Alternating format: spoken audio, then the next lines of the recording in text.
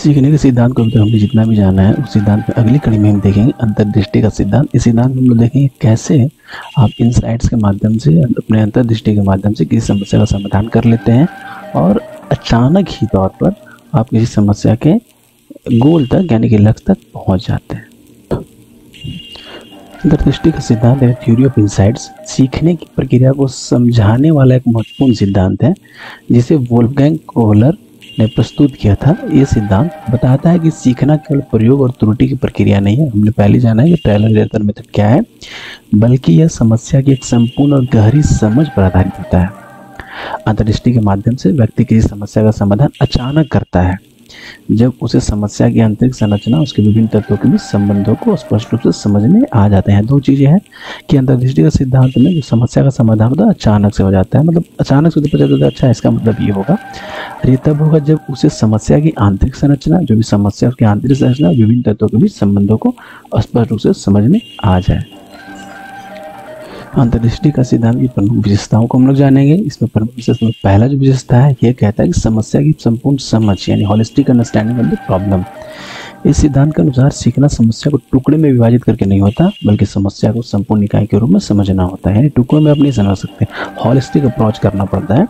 व्यक्ति समस्या के विभिन्न तत्वों के बीच के संबंधों को देखता है और अचानक से उसे सही समाधान सूझ जाता है। दूसरा कहता है सहज समाधान, सडन इनसाइट्स होता है इसमें। अंतर्दृष्टि से सीखने की प्रक्रिया अचानक होती है।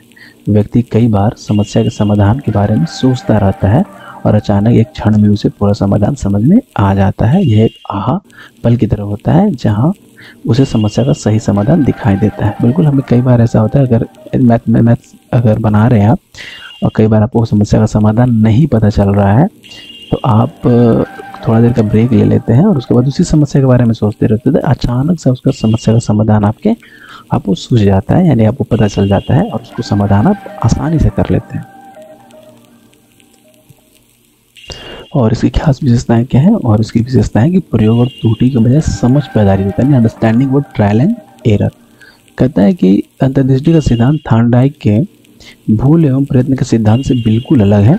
यहाँ सीखना प्रयोग और गलती करके नहीं, बल्कि समस्या की गहरी समझ और आंतरिक संरचना को समझने से होता है। बिल्कुल यहाँ पर समस्या की आपको समझ रखनी है और उसकी आंतरिक संरचना को देखते हुए समस्या का समाधान कर लेना है। उसके बाद क्या, व्यक्ति की क्षमता और संज्ञानात्मक कौशल, कॉग्निटिव एबिलिटीज। अंतर्दृष्टि से सीखने में व्यक्ति की संज्ञानात्मक क्षमताएं जैसे तर्क, विश्लेषण और समस्या समाधान कौशल महत्वपूर्ण भूमिका निभाते हैं। यह प्रक्रिया अधिक तार्किक और विश्लेषणात्मक होती है जहाँ व्यक्ति अपने मानसिक कौशल का उपयोग करके समस्या का समाधान करता है। यानी कि इसमें व्यक्ति की क्षमता और संज्ञानात्मक कौशल बहुत ही महत्वपूर्ण भूमिका निभाते हैं। आप उस माध्यम से समस्या की समझ को जान लेते हैं। अपने एक सिद्धांत के लिए वोल्फगैंग कोहलर महोदय ने कुछ प्रयोग भी किए हैं। उस प्रयोग को हम लोग अच्छे से समझेंगे और जानने का प्रयास करेंगे कि आखिर यह प्रयोग है क्या, इस सिद्धांत की औपचारिकताएं कितनी है। कहते हैं कि कोहलर ने अपने अंतर्दृष्टि सिद्धांत को सिद्ध करने के लिए चिंपैंजी पर प्रयोग किए। किस पे प्रयोग किए? चिंपैंजी पर प्रयोग किए, उन्होंने एक प्रयोग में चिंपैंजी को एक पिंजरे में बंद किया, पिंजरे के बाहर केले रखे। केले तक पहुंचने के लिए चिंपैंजी को 2 डंडों को जोड़कर प्रयोग करना था।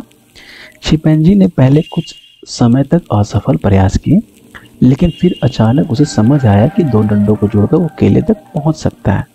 यह समाधान उसे अचानक से सूझा, जो अंतर्दृष्टि के सिद्धांत का एक स्पष्ट उदाहरण है। आगे हम लोग देखेंगे कि जो अंतर्दृष्टि का सिद्धांत है कई चरणों से होकर गुजरता है, यानी कि आखिर जो अंतर्दृष्टि का सिद्धांत है वो कैसे अपनी क्रिया का संपादन करता है। क्या है चरण यानी स्टेप्स? क्या है इसका? पहला, समस्या की पहचान, प्रॉब्लम आइडेंटिफिकेशन करना होता है। व्यक्ति को समस्या का सामना होता है और वह उसे समझने का प्रयास करते हैं। पहले व्यक्ति के पास क्या है, परेशानियां आएंगी, समस्याएं आएंगी और समझने का प्रयास करेगा। दूसरा कहता है विश्लेषण और मानसिक पुनर्गठन, एनालिसिस एंड मेंटल रिस्ट्रक्चरिंग।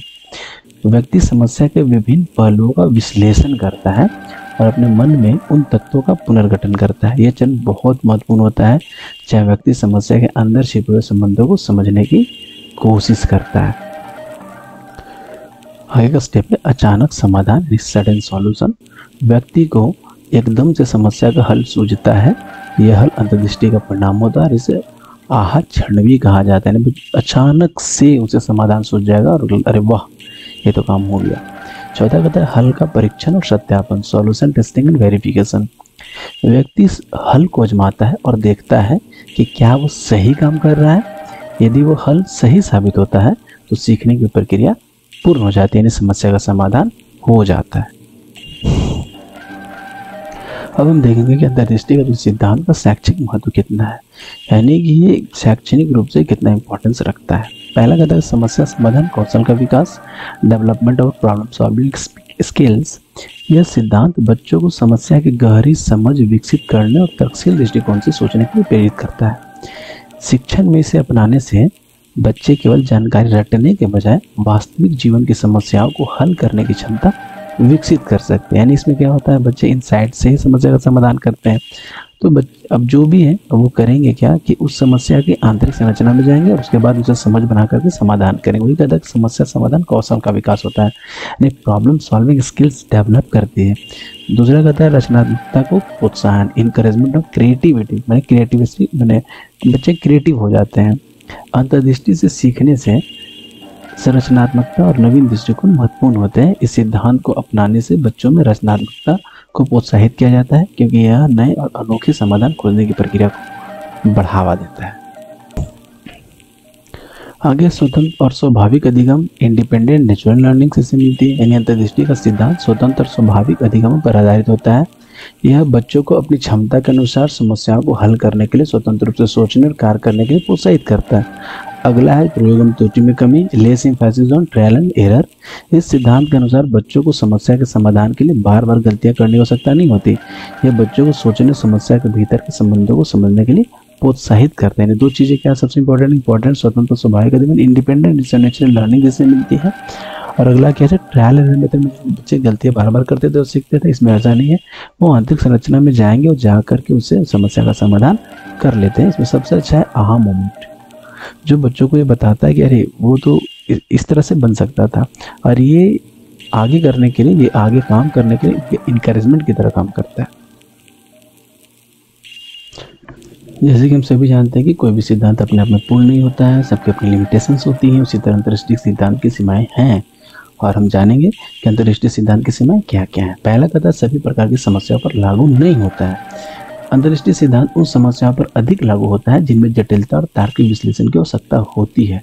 कुछ सरल समस्याओं में यह सिद्धांत उतना प्रभावी नहीं होता, जहाँ ट्रायल और एरर जैसे अधिक सिद्धांत अधिक उपयोगी होती है। माने कि उन सिद्धांतों में ज़्यादा कौन महत्वपूर्ण होगा, ट्रायल एंड एरर मेथड, जो कि थॉर्नडाइक महोदय के द्वारा दिया गया था।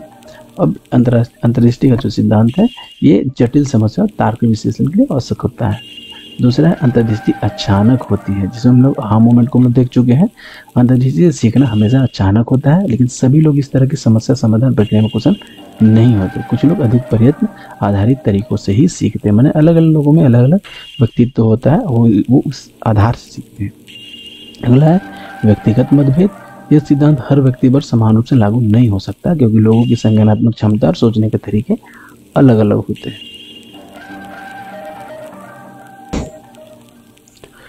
हम निष्कर्ष देखते हैं। निष्कर्ष में क्या है, अंतर्दृष्टि का सिद्धांत व्यक्ति के सीखने की प्रक्रिया को एक गहरे और तार्किक दृष्टिकोण से समझाने का प्रयास करता है।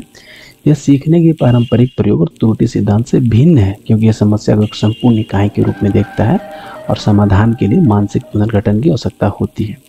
शिक्षण और प्रशिक्षण के क्षेत्र में सिद्धांत का महत्वपूर्ण उपयोग हो सकता है, खासकर जब बच्चों में तर्क, रचनात्मकता और स्वतंत्र सोच को प्रोत्साहित करना हो। धन्यवाद।